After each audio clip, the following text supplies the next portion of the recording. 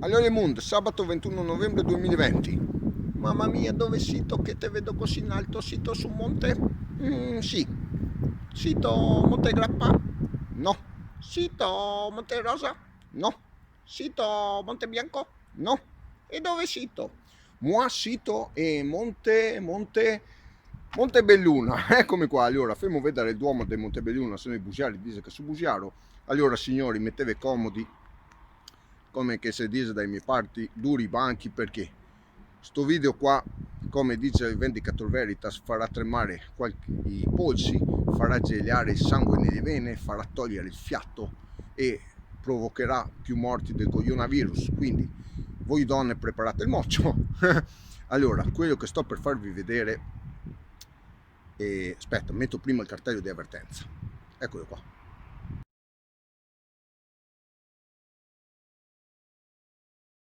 Bon, allora, siamo pronti? Demo.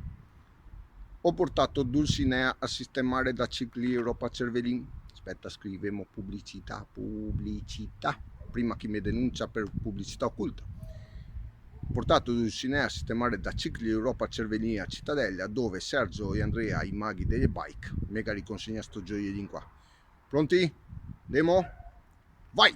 Allora, eccola qua, bellissima, blocco pedali nuovo con pedaliera inclusa, sercioni nuovi di ballino, ho mantenuto i copertoni da stelato, quindi gocciullato provvisoriamente il cestino a un'amica, scusa Lu, forse un giorno te lo ridarò, forse. Quindi, visto che mi diverto solo quando fago fatica, come che ha detto qualche mente illuminata, no, adesso mi e la mia adorata Dulcinea ce ne andiamo un po' su e giù per il Montello, e per l'occasione mi sono anche vestito elegantemente, quindi fermo vedere l'eleganza, se no i busiari dicono che sono busiaro. Allora, eccomi qua, elegantissimo. Quindi, ripeto, mi diverto solo quando fago fatica e adesso mi metto in marcia. Mua! E Dulcinea su e giù per il Montello. Quindi per gli invidiosi un bel gne gne gne e au revoir il mondo. A dopo.